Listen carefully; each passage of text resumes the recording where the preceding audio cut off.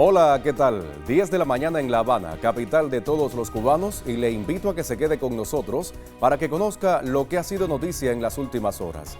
Listos para presentar otra emisión de Noticias.cu y lo hacemos en titulares. Jóvenes cubanos presentaron al mandatario de la República de Cuba, Miguel Díaz-Canel, acciones para fortalecer el papel juvenil en la vida política y social del país. Jefe de Estado cubano Miguel Díaz-Canel felicitó a To Lan por su elección como presidente de Vietnam para el periodo 2026-2031. Un nuevo diálogo Estado-sociedad civil sobre el racismo y la discriminación racial se desarrolló en Cuba. Estos temas y muchos más en los próximos minutos. Soy Yaulén Arévalo.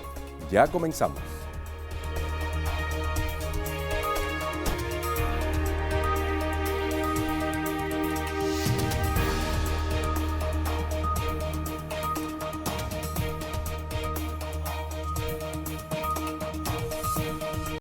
Lo anunciaba en titulares, los integrantes del Buró Nacional de la Unión de Jóvenes Comunistas presentaron este martes al primer secretario del Comité Central del Partido y presidente de Cuba, Miguel Díaz-Canel, un grupo de proyectos que dan respuesta al llamado que les realizara el mandatario el pasado 27 de marzo para fortalecer el papel de los jóvenes en la vida política, social y económica de la nación caribeña. Veamos. El pasado 27 de marzo, durante un encuentro con jóvenes, el presidente cubano Miguel Díaz-Canel Bermúdez reflexionó sobre cuánto pueden hacer las nuevas generaciones en estos tiempos en que la comunidad se ha convertido en un escenario muy importante para la vida del país a partir de las limitaciones actuales. En ese sentido, les convocó a incidir con su trabajo, energía y capacidad movilizadora en temas cruciales de la vida nacional como son la defensa, la recuperación energética, la producción y la economía, la batalla comunicacional, la formación ideológica, la solidaridad y el compromiso social.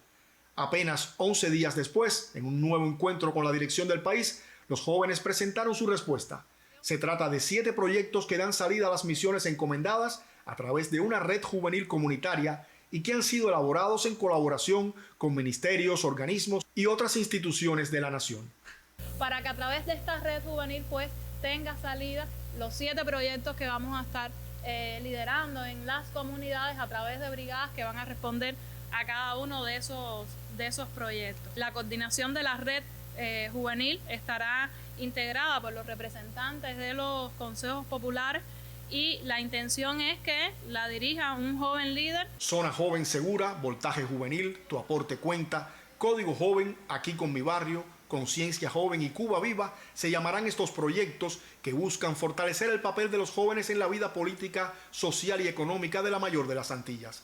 Lograr también que nuestra militancia política y que nuestro universo juvenil participe de la vida del barrio. Esto precisamente viene más a oxigenar, más a alimentar y más a buscar el vínculo de las instituciones. Se viene a buscar también cómo seguir aunando los esfuerzos y cómo no se vea ese proyecto solo, tirando si es de cultura, por ejemplo, por su lado, si es de salud por su lado, sino que cómo se confraternizan. Y estoy seguro que puede ser el inicio de lograr un movimiento mayor en cada una de las comunidades, aprovechando eso, la inteligencia, el talento que hay en cada una de ellas, el protagonismo de los jóvenes, aprovechando también centros que están cerca, como las casas de cultura, las propias escuelas. Al intervenir en el encuentro, el presidente agradeció la seriedad y la motivación con que los jóvenes acogieron las ideas compartidas el pasado 27 de marzo en medio del muy complejo momento que vive hoy Cuba.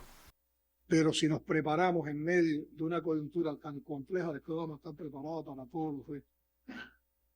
Y las generaciones que han ido compartiendo y han ido avanzando con la revolución, en cada momento han tenido sus retos. Esto no se puede tener, esta posibilidad no se puede perder. Y sería una manera distinta de ejercicio del poder popular, o renovada, del trabajo de las organizaciones de masa, del protagonismo de la juventud y de ese concepto que estamos tratando de defender cuando estamos hablando de darle más autonomía a los municipios, de que el gobierno y toda la actividad se desarrolle cercana al ciudadano, con participación y con control popular. Es este un proyecto que requerirá un chequeo periódico, consideró Díaz-Canel, y concluyó: ya tenemos las ideas, ahora empieza la batalla. Les propongo hacer una primera pausa informativa en nuestra emisión. Al regreso haremos el habitual recorrido por las páginas condominio.cu. Quédese con nosotros, la señal de Cubavisión Internacional.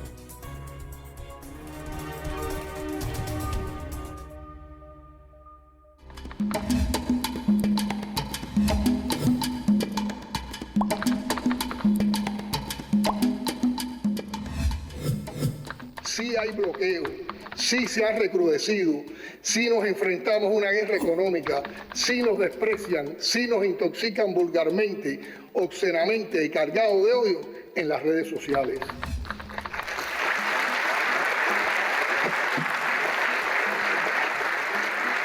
Pero contamos también, y es lo más importante, con un pueblo heroico y digno.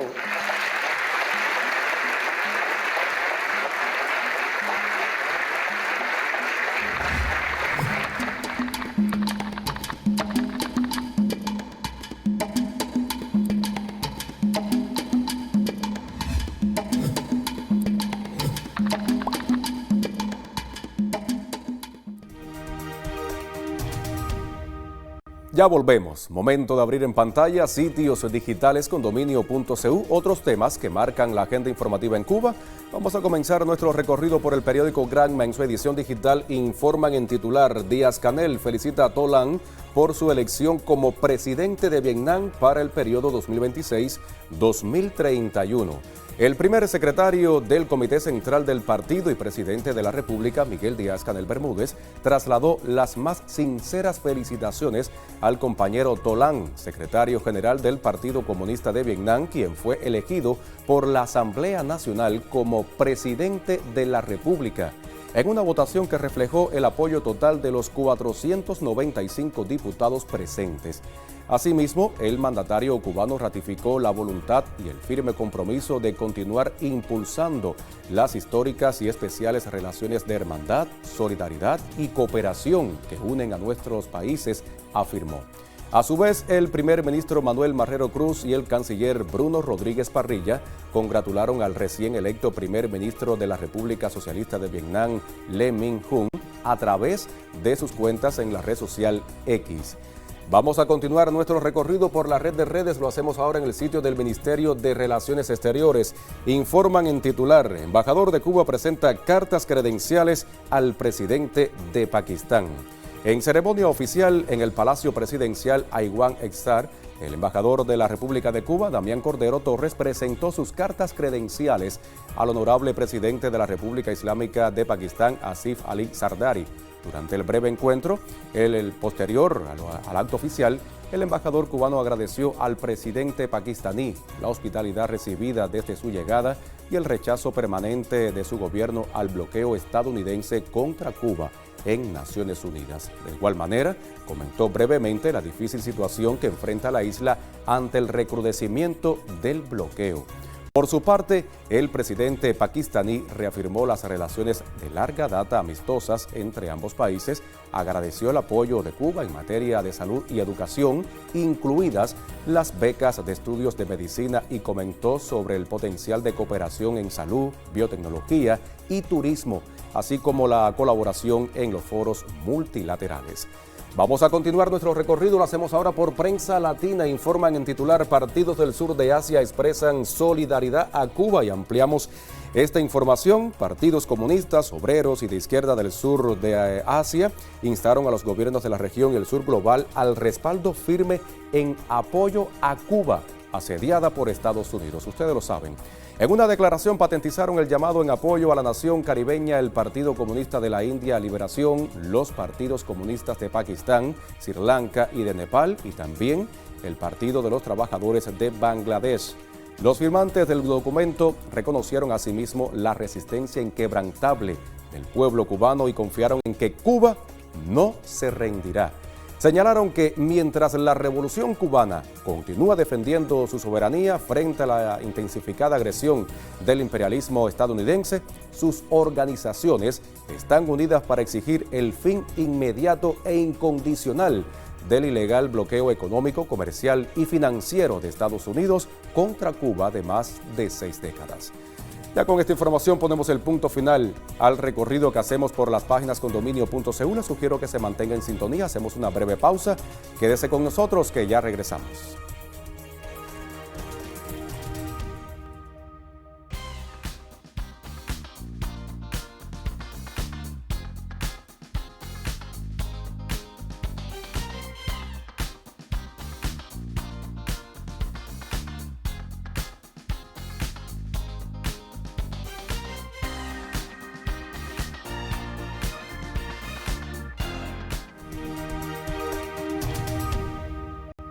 Lo anunciábamos en titular, el Foro de la Sociedad Civil Cubana contra el Racismo y la Discriminación Racial se desarrolló en la sede de la Unión de Artistas y Escritores de Cuba. Al encuentro participaron la viceprimera ministra Inés María Chapman, Norma Goicoechea Stenós, presidenta de la Asociación Cubana de las Naciones Unidas, así como representantes del Ministerio de Relaciones Exteriores de Cuba, la Comisión Nacional del Programa Color Cubano en colaboración con la Asociación Cubana de las Naciones Unidas. Veamos el reporte de la periodista Anislaidis Ramírez. El Foro de la Sociedad Civil contra el Racismo y Discriminación Racial tuvo lugar en la Sala Villena de la Unión de Artistas y Escritores de Cuba. Entre los temas centrales estuvieron el respeto al legado africano y su diversidad cultural, las políticas públicas vigentes, el papel de los medios de comunicación y las redes sociales en el combate a los estereotipos y la discriminación racial. No sería honesto abrir este diálogo sin mencionar hitos concretos que ya son realidades, aunque todavía insuficientes. La creación del Grupo de Trabajo Gubernamental para el seguimiento del programa, con participación de más de 15 organismos de la Administración Central del Estado.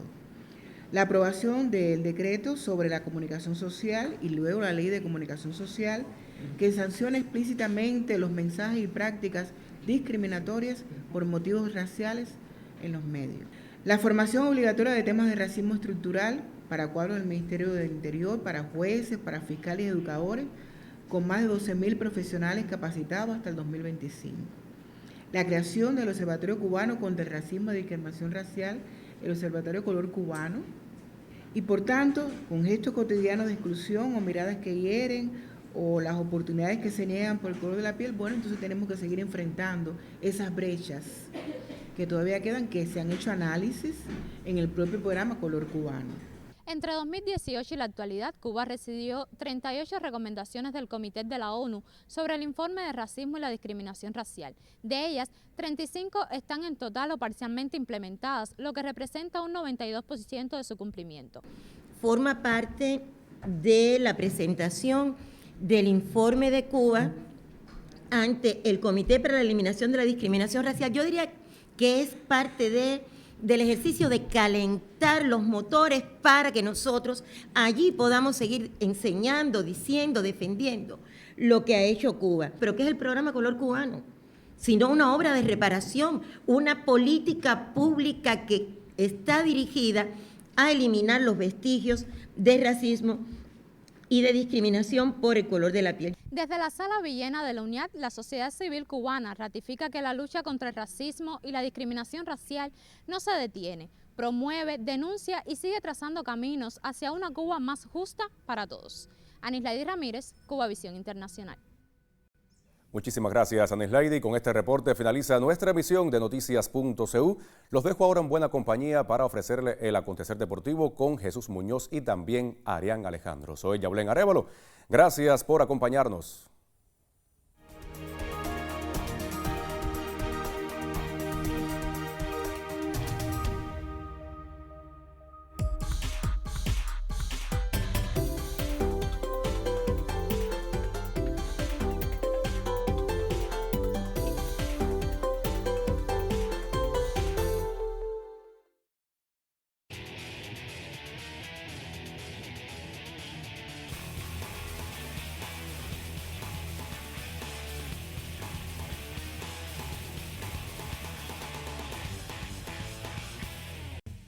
Hola, saludos, bienvenidos a Zona Deportiva, correspondiente hoy miércoles 8 de abril del año 2026. Yo soy Jesús Muñoz, hoy es jornada de análisis y en breve ya me estará acompañando Arián Alejandro para hablar de Juegos Centroamericanos y del Caribe. Arián Alejandro, bienvenido.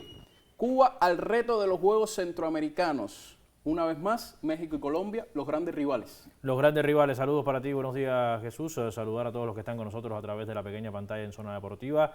El reto de Cuba es mantenerse en el tercer puesto y alejar los fantasmas de Dominicana y Venezuela, sobre todo Dominicana por ser sede. Aquí se pueden contraponer algunas cuestiones, quizás medallas que pudieran ganar México y Colombia, el propio Cuba se las pudiera llevar Dominicana por este sentido común de la localía, que los locales siempre crecen, pero no creo que todavía sea suficiente para que el movimiento deportivo o la delegación dominicana pueda superar a Cuba. Creo, y estoy convencido, que no debería ser, pero de todas maneras siempre va a dejar un llamado de alerta a lo que pueda ocurrir a siguientes citas centroamericanas y caribeñas, donde evidentemente ya México se escapa. México casi le sacó el doble a Cuba en cuanto a medallas de oro de los Juegos de San Salvador. Recordad que ya Cuba había quedado fuera del primer lugar, por última vez lo hizo en 2014, es decir, hace 12 años, ya más de una década, y ahora México va a asumir lo que fue Cuba entre 1970 y 2014. Incluso un México que sin tener que apretar el acelerador, digamos, en dependencia de la delegación que lleve, de todas formas le va a alcanzar para dominar ampliamente esta cita. No, es que Colombia también depende un poco de qué atletas logre clasificar y llevar la prioridad que le da a los centroamericanos, pero en los últimos años ha sido un país que ha apostado muchísimo por el deporte en general y por estas citas centrocaribeñas. Estoy completamente de acuerdo. Es que cuando revisas este siglo, el cuarto de siglo que llevamos, cuántos eventos múltiples ya no ha organizado Colombia, sobre todo centroamericanos, y eso le ha dado la posibilidad de entender que invertir un país que por supuesto supera sólidamente en cantidad de población a Cuba, pues obviamente con características físicas similares a las posibilidades de gestar o de tener atletas de alto nivel en disímiles disciplinas, incluso muchos de ellos con entrenadores cubanos, que es algo que no se puede negar. Cubanos, españoles, rusos, Colombia en muchos deportes busca lo qué mejor, entrenadores son, digamos, de la élite, claro. Y busca y trae entrenadores de esos países en busca de fortalecer su fuerza técnica, porque después sí vemos entrenadores colombianos que siguen, digamos, la estela, porque forman no solo al atleta, sino también a su fuerza técnica, y esto garantiza continuidad. Garantiza la continuidad, y ya Colombia desde Barranquilla, bueno, le batalló a Cuba cercándose en 2018 a arrebatarle el segundo puesto, algo que ya consiguió en San Salvador. Fíjese, sin ser sede, ya consiguió arrebatarle el segundo puesto. Eso habla de un crecimiento, porque crece en Barranquilla, se acerca a ese segundo lugar que Cuba ocupó detrás de México, y 4 o 5 años después, porque fue en 2023, ya le arrebata la segunda posición a Cuba, superándola en 13 medallas de oro, 87 por 74. Claro, ¿dónde puede estar la ventaja de Cuba para al menos mantener el tercer puesto? Es que hay deportes que deben crecer respecto a hace 3 años, sobre todo, por ejemplo, el boxeo, que ofreció solamente 2 títulos, y aunque solo son 7 divisiones en el masculino, pongo el masculino porque todavía en el femenino necesitamos seguir, digamos, creciendo mucho más. Pero hay otros que lo tienen difícil para repetir hazaña. Hay otros, la lucha lo tiene complicado, pero debe rondar las 10, 11 medallas, acercarse a las 15 parece difícil, pero debe estar en el entorno de mínimo doble dígito en cuanto a medallas de oro. Pero yo te repito, lo del boxeo, es que si no crees del boxeo, creo que sería la continuidad de una decepción de un deporte que históricamente ha dado pero muchísimo en cualquier tipo de juegos múltiples. Hay un tema asociado a los Juegos Centroamericanos que yo creo que es importante tener en cuenta, y es la cuestión de la eficiencia que debe buscar la delegación cubana, porque disminuye la cantidad de atletas clasificados, aun cuando quedan, por supuesto, todavía eventos clasificatorios, pero la cifra va a ser considerablemente menor a la precedente, y esto te llama a tener una eficiencia ideal para mantener esa tercera posición.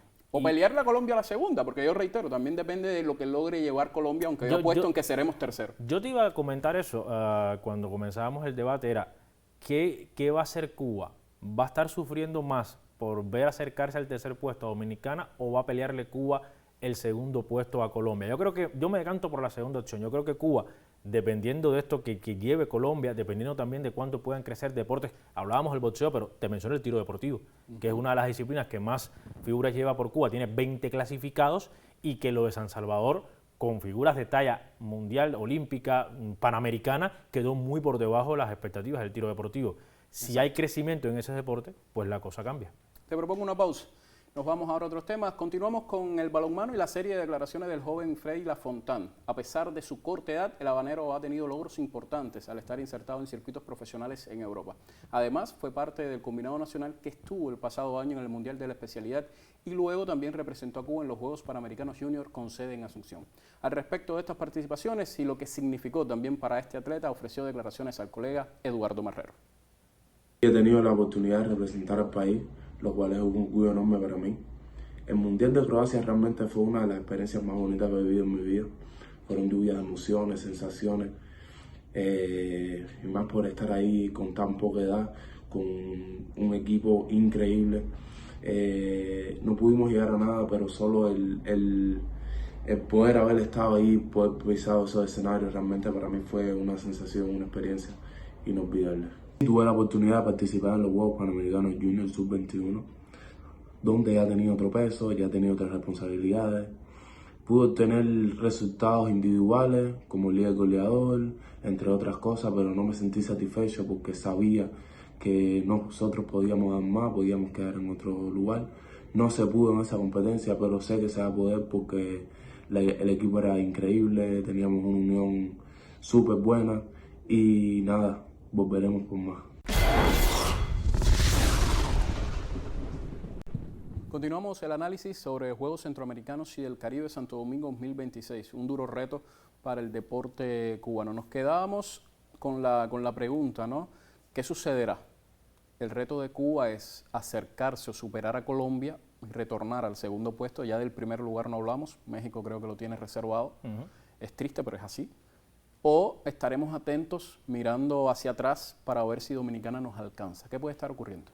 Ampliemos. A ver, yo creo que la primera realidad es, entrando por el tema México, que no tiene debate, la primera realidad es que está ocurriendo algo que es totalmente coherente con inversión, recursos, cantidad de población respecto, es decir, entre México y Cuba, que vivimos décadas de un esplendor, pero creo que también sin demeritar que teníamos lo mejor de nuestro país, algo que recientemente no ocurre porque hay deportes que sufren una pérdida de atletas importante. Un ejemplo clásico es el judo, sobre todo en el sector femenino, donde hemos perdido en los últimos 2 años a una cantidad de figuras jóvenes con proyección importante. Y Cuba arrasaba. Y Cuba arrasaba en este tipo de instancias a nivel centroamericano y batallaba junto con Brasil en lo mejor de los Juegos Panamericanos. Es decir, para que se tenga en cuenta por dónde van los tiros. Pero te decía lo de México, que es algo coherente, es algo lógico, por todas estas características que te he mencionado, una pérdida de atletas constante,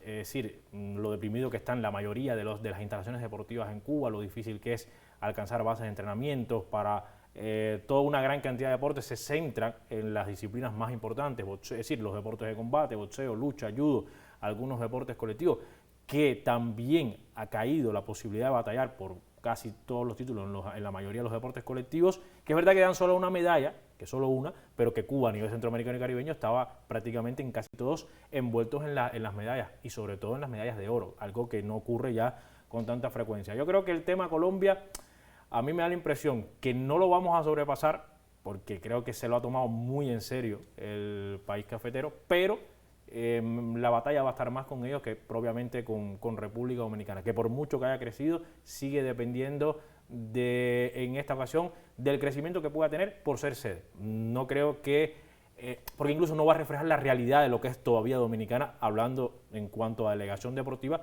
porque fuera de ser sede habría que evaluar lo que ha hecho antes y lo que pueda suceder después en las siguientes citas de este tipo. Hablabas de un tema que yo creo que, si bien en el medallero no tiene tanta influencia como bien dices, porque aportan una sola medalla, pero los deportes colectivos siempre son de los más seguidos en cada evento. Y mirando ahora las posibilidades de Cuba y comparándola quizás con la cita precedente, ¿qué deportes colectivos? Se nos puede estar quedando algunos, pero pueden ser aquellos que estén pugnando por la posibilidad del oro. Voleibol, sector masculino, que de hecho incluso el propio Jesús Cruz ha dicho que es el gran objetivo del año, por delante incluso de volver a clasificar a los cuartos de final de la BNL. Creo que es la mirada más atenta. A ver, siempre se va a mencionar el béisbol, pero la confianza que hay sobre este deporte cae cada vez más porque Cuba no gana los Juegos Centroamericanos en el béisbol desde 2014. Claro. Es decir, que no es ni siquiera fiable decir, el béisbol tiene las posibilidades, pero no es una garantía. Si tengo que decir entre voleibol y béisbol, me decantaría más porque el béisbol, sector masculino, debería incluso arrasar. Sumaríamos quizás balonmano y hockey, que yo creo que son dos deportes que a nivel centroamericano logran siempre dar buenas actuaciones en uno y otro sexo incluso. Te iba a mencionar el hockey y el balonmano precisamente como las otras dos grandes alternativas, y como lamentable, porque hay que decirlo así, el baloncesto, que si bien a nivel centroamericano hay calidad con Puerto Rico, con Panamá, con el propio México, pero es que antes estábamos en la batalla, sobre todo entre las féminas, y hoy nos cuesta pensar en los dos sexos en poder luchar por las medallas. No quiero olvidar el softball, que es un deporte muy competitivo a nivel de área, pero que igual pone lo suyo. No digo que es favorito, pero que tiene calidad para disputar y estar en podio. Yo creo que las féminas sí están en condiciones de batallar al menos por el bronce, porque hay mucho nivel en el área, tú lo mencionabas, Venezuela, Dominicana, el propio México, Puerto Rico. Puerto Rico. Pero creo que están en condiciones las féminas por lo que han hecho en los últimos 2 ciclos en batalla por las medallas. Los hombres, después del Panamericano que vimos, se nos quedaron cortos, pero las féminas sí creo que están en condiciones de luchar por el podio. Muchísimas gracias, Arián Alejandro. A ti, Jesús. Volveremos sobre este tema, indudablemente, en otras emisiones de Cubavisión Internacional. Gracias, muchísimas gracias por la sintonía.